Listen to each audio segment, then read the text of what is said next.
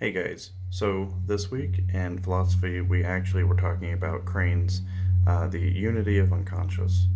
And I actually found this kind of interesting because it's one of my favorite parts in philosophy, the more intangible, the thought-provoking, the why are we here, that sort of thing, right? Well, in Crane's The Unity of Unconscious, it actually made me laugh a little bit. If anybody knows anything about the show Frasier, the main character was a psychologist and was quite philosophical at times. And so is Crane, the actual person, the person who wrote this article. So, the standard view of things between consciousness and unconsciousness is that beliefs and desires are propositional attitudes. For example, contents of these states are propositions, whether or not the states are conscious or unconscious. So it's basically saying that they're the same, right? And they should be treated the same. But Crane disputes the standard view and says that they need to be apart, they need to be treated differently. He disputes it of thinking of the unconscious and conscious content as one. His argument is the way in which unconscious states represent the world is different than the way conscious ones represent the world, so they should be treated differently.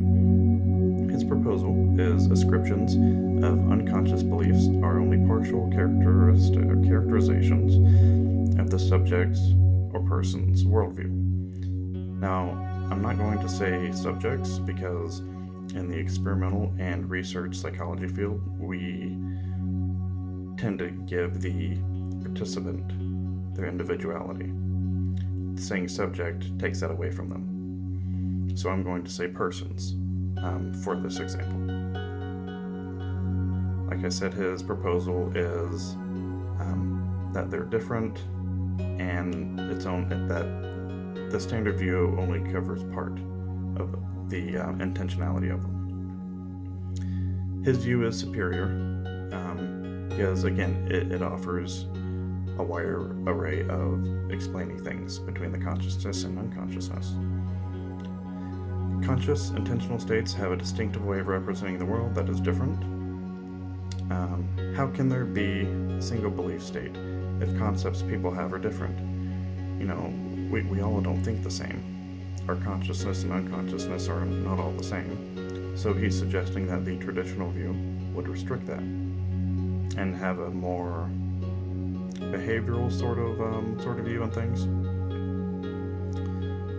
So he attributes models to our conscious and unconscious states, how we see the world, how we come to understand the world.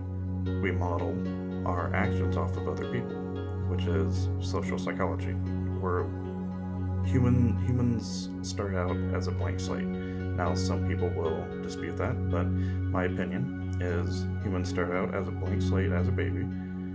We watch, we learn, until we start getting our own personality and the way we see the world right around 13. Teenage years overall. So again, I do believe his view is superior because it does recognize the individual differences and relativity inside everyone. In his paper, he does talk a little bit about Freud, but not his main contribution, only why he would disagree with him and how he didn't do enough to explain. Nowadays, many psychologists don't see Freud as a joke. They did, but now we understand that he started the conversation in our mental states, in the differences, and why they're different. So he was the key point. He was the one who asked the first question. If anybody knows anything about science, science builds off of one another. Okay? We're standing on the shoulders of giants, as Google Scholar said. Anyway, if you guys do want to check out more, I could keep on going on and on about this, but it is Crane's The Unity of Unconsciousness. Hope you guys have a great day.